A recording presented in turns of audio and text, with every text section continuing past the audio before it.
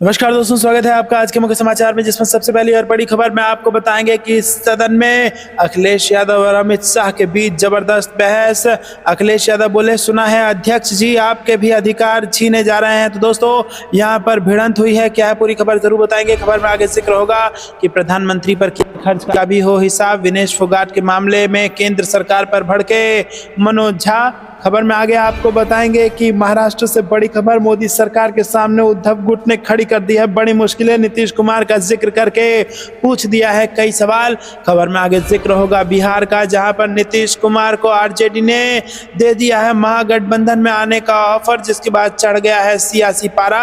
और खबर में जिक्र होगा कि सुप्रीम कोर्ट में उठा जिला न्यायाधीशों की पेंशन का मुद्दा, केंद्र से कहा जल्द समाधान निकालें। दोस्तों इसी प्रकार की तमाम बड़ी खबरें आप लेके आए हैं, लेकिन उससे पहले अगर आप भी खुलकर करते हैं इंडिया का समर्थन तो वीडियो को कीजिए लाइक और चैनल को सब्सक्राइब करके बेल आइकन दबाकर कमेंट में लिखे जय हिंद। दोस्तों रुक करते हैं सबसे पहली और बड़ी खबर की तरफ।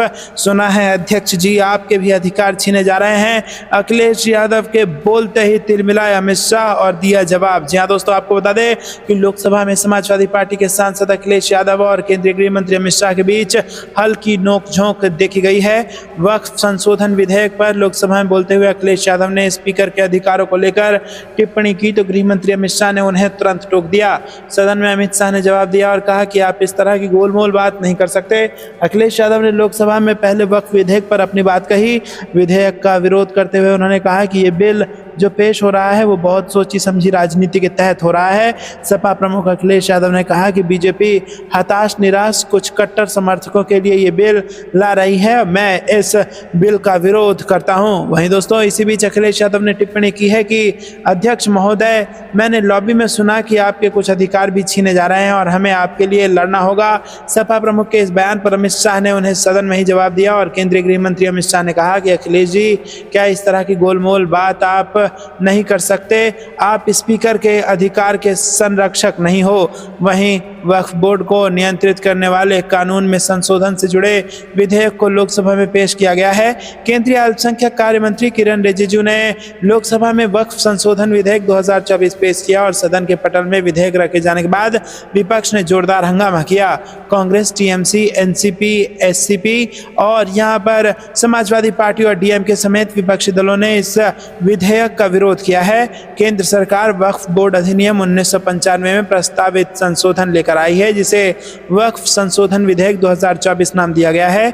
वक्फ संशोधन विधेयक का उद्देश्य वक्फ बोर्डों में जवाबदेही और पारदर्शिता बढ़ाना है, जिसमें महिलाओं को अनिवार्य रूप से शामिल करना भी शामिल है। विधेयक में किसी भी वक्फ संपत्ति के लिए जिला कलेक्टर कार्यालय में रजिस्ट्रेशन अनिवार्य करने का प्रस्ताव है, ताकि संपत्ति का मूल्यांकन किया जा सके। इसमें यह भी कहा गया है कि इस अधिनियम के लागू होने से पहले या बाद में वक्फ संपत्ति के रूप में पहचानी गई या घोषित की गई कोई भी सरकारी संपत्ति वक्फ संपत्ति नहीं मानी जाएगी। जिला कलेक्टर ये तय करने वाला मध्यस्थ होगा कि कोई संपत्ति वक्फ संपत्ति है या सरकारी भूमि, और ये निर्णय अंतिम होगा। एक बार निर्णय लेने के बाद कलेक्टर राजस्व रिकॉर्ड में आवश्यक परिवर्तन कर सकता है और राज्य सरकार को एक रिपोर्ट प्रस्तुत कर सकता है। विधेयक में यह भी कहा गया है कि कलेक्टर की ओर से राज्य सरकार को अपनी रिपोर्ट पेश करने तक ऐसी संपत्ति को वक्फ संपत्ति नहीं माना जाएगा।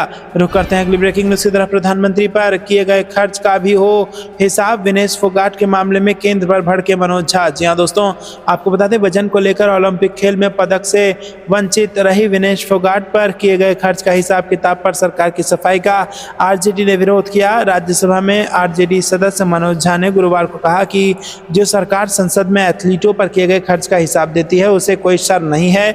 मनोज झा ने कहा कि तब तो इस बात का हिसाब दिया जाना चाहिए कि प्रधानमंत्री और कैबिनेट के अन्य मंत्रियों पर करदाताओं का कितना पैसा खर्च होता है।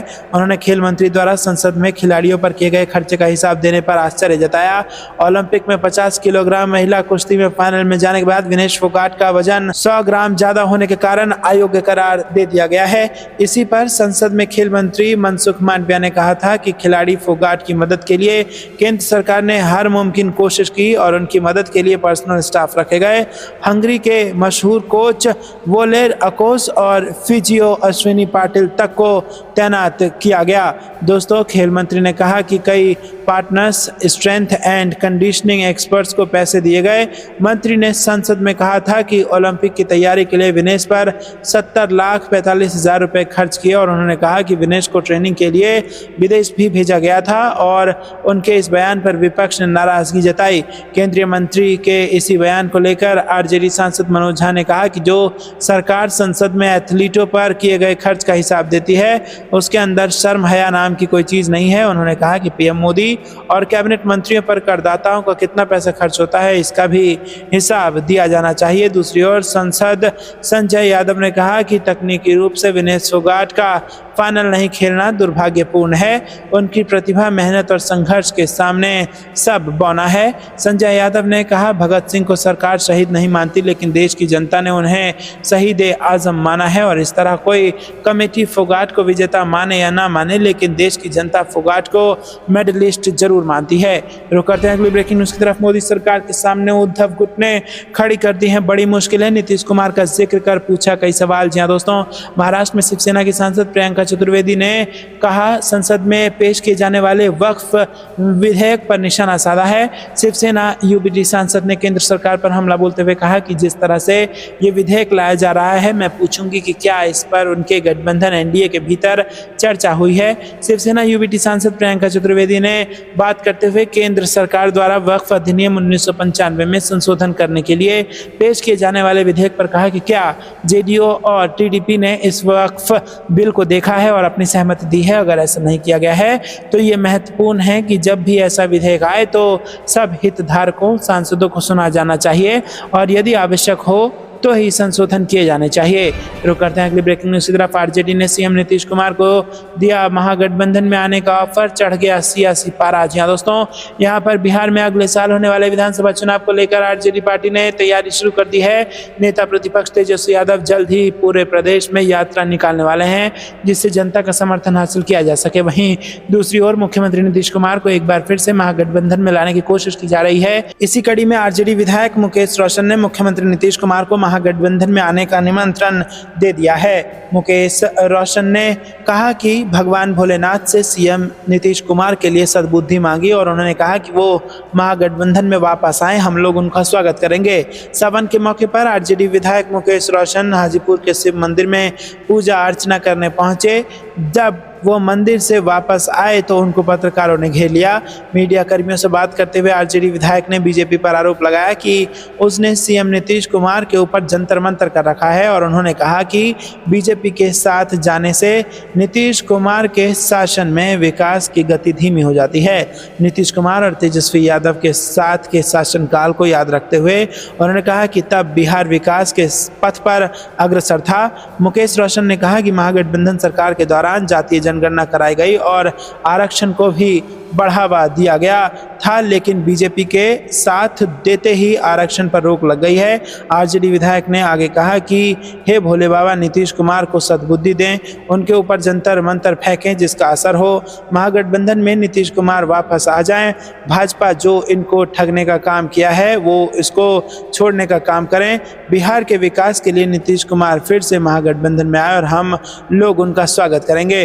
रुक करते हैं अगली ब्रेकिंग न्यूज की तरफ। सुप्रीम कोर्ट में उठा जिला न्यायाधीशों की पेंशन का मुद्दा, केंद्र से कहा जल्द समाधान निकालें। जी दोस्तों, सुप्रीम कोर्ट ने गुरुवार को जिला न्यायाधीशों की पेंशन संबंधी शिकायतों की याचिका पर सुनवाई की और इस दौरान मुख्य न्यायाधीश डीवाई चंद्रचूड़ की अध्यक्षता वाली पीठ ने केंद्र से इस मामले को जल्द सुलझाने को कहा। सुनवाई के दौरान मुख्य न्यायाधीश डीवाई चंद्रचूड़ ने कहा कि हम जिला न्यायपालिका के बतौर संरक्षक होने के नाते आपसे अपील करते हैं कि इस मामले में न्याय मित्र के साथ बैठक मुद्दे का हल निकालें। मुख्य न्यायाधीश ने जल्द समाधान निकालने को कहा। मुख्य न्यायाधीश ने कहा कि पेंशन के कई मामले काफ़ी गंभीर हैं।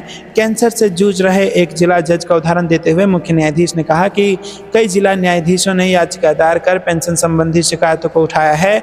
मामले पर सुनवाई कर रही पीठ में मुख्य न्यायाधीश के अलावा न्यायमूर्ति जेबी पारदीवाला और न्यायमूर्ति मनोज मिश्रा भी शामिल हैं और पीठ ने कहा कि जिला जज को सिर्फ 15,000 रुपये की पेंशन मिल रही है।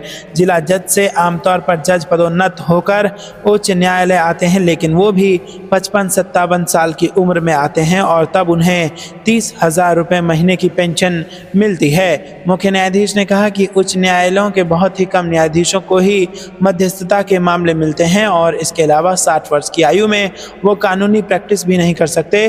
केंद्र की ओर से पेश अटॉर्नी जनरल और वेंकट रमणी और सॉलिसिटर जनरल तुषार मेहता ने जिला न्यायालय के न्यायाधीशों के पेंशन पहलुओं से संबंधित मामले पर बहस करने के लिए कुछ समय मांगा, जिसके बाद पीठ ने सुनवाई 27 अगस्त तक टाल दी है। तो दोस्तों, आपको ये कुछ लगता है कमेंट में जरूर बताइए। वीडियो को लाइक नहीं किया तो लाइक जरूर कीजिए।